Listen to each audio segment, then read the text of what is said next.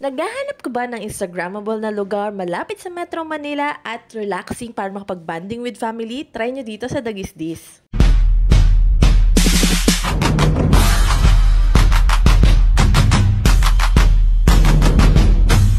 Ang Dagisdis nga ay located dito sa Cavite, 3 hours drive mula sa Metro Manila. Ang kagandahan nga dito, napaka-presko ng lugar, napakahangin at talagang relaxing. Meron nga sila ditong overnight stay at pwedeng-pwede rin siguro ito sa mga team building activities dahil meron sila mga ganito yung parang pang mga team building na activity yan eh.